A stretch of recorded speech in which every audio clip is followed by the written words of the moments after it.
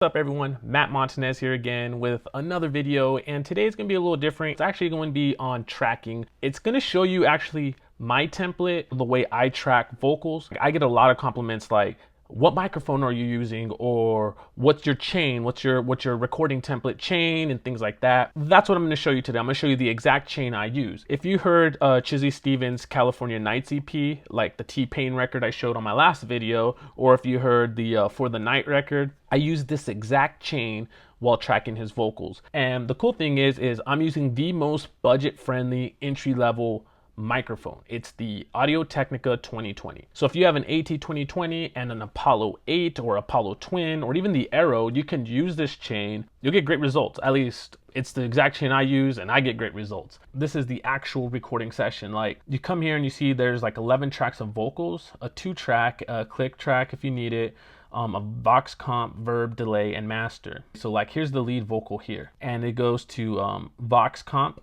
1, which is here, and there's no plugins on it. These are my 2 inserts, there's no plugins, and then it's being sent to reverb and delay. Reverb, click it here, delay. And here's that reverb, here's that delay. The delay actually pulled off, so it's really just going to reverb, and then at the end on the master, it's going through an L2. So I'm gonna play these vocals now so you can hear them, and you're gonna realize, you're like, whoa, dude, like, that sounds almost dead on like the way it sounds in the mix. That's the beauty about my template. Like, the vocals sound good where you shouldn't have all this post-processing in your template, and especially during the recording. I mean, I get sessions where people tracked and they had all this processing. They're sending the leads here, the backgrounds here, harmonies here, and it's like, it's so massive, the session. I have to take everything out for one, but two is it sounds terrible once I pull everything off. And even when everything's on, it doesn't sound that great. Like, things sound so squished, lifeless, too bright. The processing really ruins the recording because you actually don't have a true picture of what you're actually recording. As you can tell, I don't have a compressor, I don't have a de-esser, I don't have an EQ after the recording. It's just auto-tune. That's it. And then reverb. These effects here, these are effects for the backgrounds that we did, and you can check that in the last video, and I actually explained those effects. The ear candy I used for Chizzy Stevens' T-Pain record. I go through each effect that I used, all the ear candy, and in that it shows the mix session where I have a little more EQ, I have a lot of compression, well, not compression, but a lot of effects going on for the ear candy. But even when I pull those EQs up, you'll see there's very little EQ I did. I use this chain pretty much for everybody. There's small tweaks I do, and I'll show you that as well. This is it. It should sound like this without any extra processing going on. Here's the vocals. I'm a fan. Man, I wish I had a couple of more bands. Cause I'm caught up in the way you do your dance. I was leaving, but I'm making some new plans. I'm in a trance, yeah. Now I know what T-Pain felt like. So they sound really good. I mean, they sound like, you know, a very expensive microphone, even though I'm using a $79, $99 microphone, the AT2020. It's my favorite microphone, actually. Like, I use it for rappers, singers, pop artists. Like, I use it all the time. Let me play that without the beat and without the reverb so you can hear the vocals themselves. And it's just gonna have the auto-tune now. I'm a fan. Man, I wish I had a couple of more bands. Cause I'm caught up in the way you do your dance. I was leaving, but I'm making some new plans. I'm in a trance, yeah. So that's it. It sounds good. It's clean. The breaths aren't overpowered because they're not over compressed. That's the thing. When you have all that processing going, you're trying to make up the recording like what's lacking. So you're adding more EQ for the recording. You're adding more compression for the recording. So you're getting breaths like this, and it's insane. Like, I see when there's breaths like this big as the vocal, and it sounds like this. I was leaving. And it's like, whoa, dude, like, that's a huge breath. Even like these, like, you get these S's like way up there. Your dance. And it's like, dang, I have to really like go in and bring all these down now. And it's just too much. Like, when people just over compress or add too much mic gain just to make up for all that processing they got going on. Now, let me go into this. So when you actually do this chain, you got to have like console or even like the antelope, because you can process before going in. The slate stuff can do it. I think Motu can too. And I'm going to explain Unison just real quick, briefly. With Unison, it's incredible with the Apollo, and it's my go-to tracking interface. I think everybody should have this when tracking. I don't use the plugins for mixing, I'll tell you guys that now, but for tracking, definitely. The way Unison works is the mic pre you add here to the Unison section, it changes the way the mic pre acts for the Apollo. So when I pull it off, I'm going to bypass it, you'll see the input's going to change, and it's going to be from 10 to 65. So there's 10 at the bottom, and I can go all the way up to 65. And that's just dead, just only using the onboard mic pre on the Apollo. When I turn it on, now it's going to be notches, -10, -5, 0, 5, and 10. And there it is, it's just notches. And that's the way it works. It just takes over the way the mic pre actually has its gain. So if I change the mic pre again, it'll change the way it actually works, because it copies the circuitry and all that stuff, the harmonics, and it sounds really, really good. So I always use this mic pre. This is my favorite one that I like to use. I love this tube mic pre. It sounds incredible. It's the 610B, and I always go to +5. That's my first go-to. +5 is the way to work. Then, you know, everybody knows the AT2020 is a little muddy. I like to add that 7K 1.5.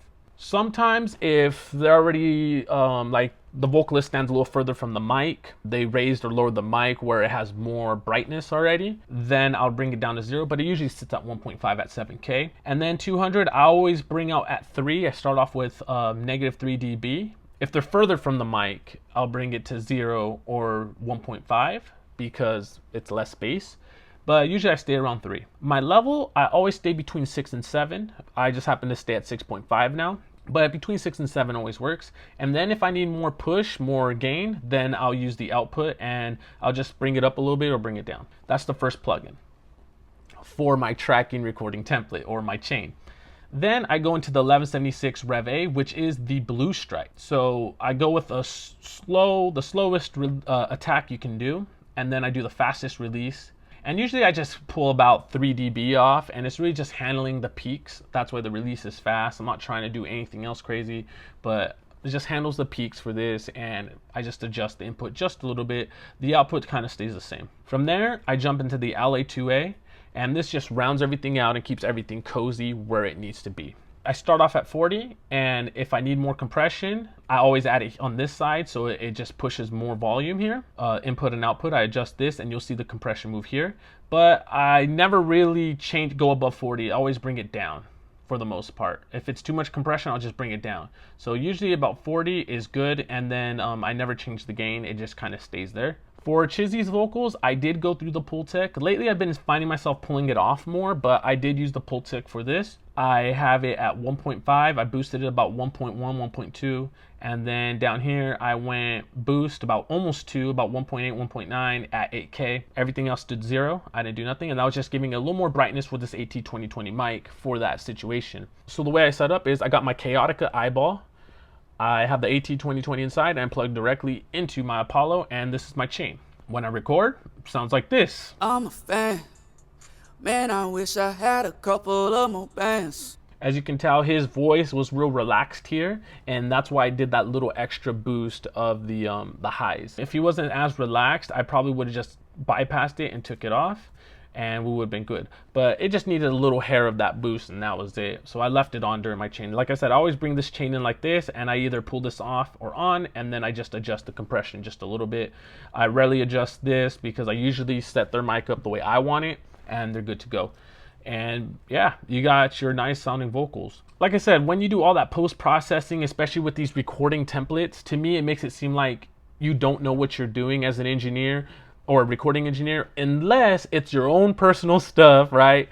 And that's how it's going to sound at the end of the record. Like, you're really not going to do much post-processing afterwards or post-editing or anything like that. Like, you worked on your stuff for 5 years, 10 years, or whatever, and you got your sound down and everything's ready to go, then cool, that's fine. But usually, like, if I'm in a studio first time and I go with this engineer who's going to record me, and he pulls up this recording template and it's massive, it's like, bro, you're already over processing, get out of the way, I'll record myself, because I don't know, it just ruins the recording. Like, it doesn't capture the emotion like it should be captured. So if I see a session like this and it sounds good and people are asking like, yo, what mic are you using? This guy knows what he's doing, and I like that. So if I come even over here, you know, like bridge. Yeah, shawty. Going up and down the ball just like an acrobat. Losing my mind when you make that clap. Spending my money till I can't come back. Yeah, shawty. Girl, It sounds good. It just makes everything real easy during the actual mixing stage. But all right, everyone, I hope this helped you out. I know you really wanted me to give you a recording template, but literally when I bring in my recording template, it's 12 tracks, 12 blank tracks with auto-tune on them. They're usually bypassed like this, usually just bypassed. So if I need it, then I'll enable it. Of course, we used it for this record for the sound. I have them all going to Voxcomp just so I can raise and lower everything together. And then I just have my reverb, which this reverb is the Tennessee Theater preset. And that's my favorite reverb for tracking. I usually have a delay. It's usually the stock delay. I just yanked it off here. I didn't even bother putting it on. And then I have the L2 just so it doesn't blow the speakers or anything like that. It doesn't clip. Oh, and then I bring in the 2-track. And when I bring in the 2-track, it's always separate. So I don't ever have that ready to go. I have this preset here that just says cut bass. So when you're recording, it doesn't capture all the bass if you're using big monitors or whatever. But overall, it's not really anything special there. And then the click track, I honestly don't ever bring in a click track unless it's necessary. Like I hear the instrumental and it's only like acoustic and there's no drums, then I'll bring in the click track. But I usually don't bring a track. It's just really 12 tracks, blank tracks with auto-tune. Going to the Voxcomp, sending to my reverb and delay, and then the master. That's it. That's my recording template. And then, like I said, I just use this beautiful recording chain. Here, I'll bring it all up so you can grab a screenshot of it all. And there you go. So you can grab this screenshot however you can, or go back and grab the screenshot. But that's it. Nothing special, nothing crazy. It's just adding a little color, a little warmth, pulling out the mud, adding some brightness, getting a little presence and brightness from the blue stripe, and then taking care of the peaks, and then just keeping everything cozy, and you're done. Hope this helps. Like I said, don't forget, like, subscribe, share, and if you have any questions, comments, go ahead and drop them down below, or shoot me an email. That works too. As always, keep creating music. Take care.